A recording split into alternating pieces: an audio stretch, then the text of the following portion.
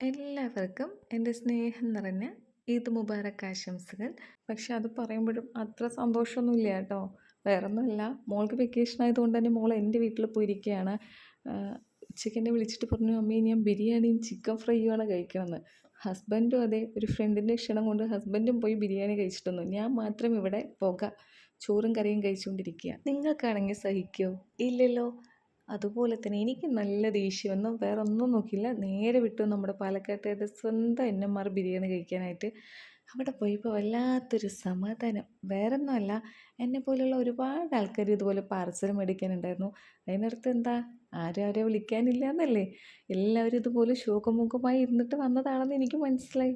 അങ്ങനെ ആ ഒരു ഇതോടെ ഞാൻ വേഗം എനിക്കൊരു ചിക്കൻ ബിരിയാണി പാർസലാക്കി.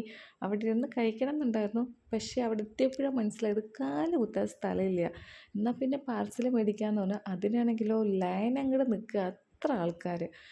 പിന്നെ അവിടെ വെയിറ്റ് ചെയ്യണ്ടല്ലോ എന്ന് പറഞ്ഞിട്ട് തൊട്ടടുത്ത കടയിൽ പോയിട്ട് ആപ്പിളും പഴവും മേടിച്ചിട്ട് വരുമ്പോഴത്തേക്കും എൻ്റെ കറക്റ്റ് ടോക്കണായി. ദേ പോയി ബിരിയാണി മേടിച്ചു, ദേ വന്നു, അത്രയേ ഉള്ളൂ. അങ്ങനെ ഫുഡുമായിട്ട് വീടെത്തി കയ്യോടെ തന്നെ ബിരിയാണി കഴിച്ചു. അപ്പോഴാണ് സത്യത്തിൽ വല്ലാത്തൊരു സാറ്റിസ്ഫാക്ഷൻ തോന്നിയത്. കാരണം ഉള്ളിലെ സങ്കടമെല്ലാം പോയത് ആ ബിരിയാണി കഴിച്ചപ്പോഴാണ്.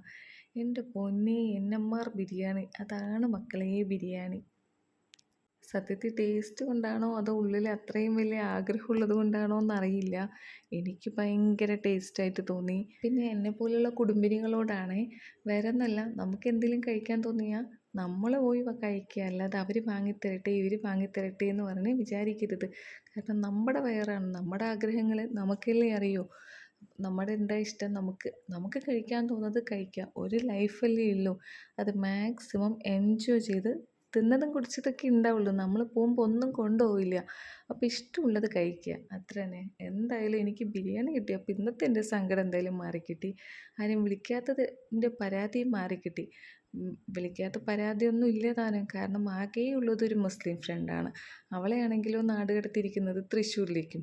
അവളുടെ കെട്ടിയവൻ്റെ വീട് ചേലക്കരയിലാണ്. അതുകൊണ്ട് തന്നെ ആരും വിളിക്കാനില്ല. പിന്നെ വെറുതെ സങ്കടപ്പെട്ടിരുന്നിട്ട് എന്താ കാര്യം. നമ്മൾ പോയി മേടിക്കുക, കഴിക്കുക, അത്ര തന്നെ. എൻ്റെ സങ്കടം എന്തായാലും തീർന്നിട്ടുണ്ട്. ഇതുപോലെ ആർക്കെങ്കിലും വല്ല പരാതി ഉണ്ടെങ്കിൽ വേഗം പോയി വാങ്ങി കഴിച്ചോളൂ. അപ്പം ഇനി ആരെയും ബിരിയാണി കഴിക്കാൻ വിളിച്ചില്ല എന്ന് വേണ്ട, എല്ലാവരും വന്നോളൂ. നമുക്കുള്ളത് കുറച്ചാണെങ്കിലും എല്ലാവരും കൂടെ കൈയിട്ട് വാരി കഴിക്കാം. വന്നോളൂ കേട്ടോ. അപ്പം എല്ലാവർക്കും ഹാപ്പി ഈദ് മുബാറക്ക്. അപ്പോൾ ഇന്നത്തെ വീഡിയോ ഇഷ്ടമാവണമെന്നുണ്ടെങ്കിൽ ഒന്ന് സപ്പോർട്ട് ചെയ്ത് സഹായിക്കണേ. Thank you.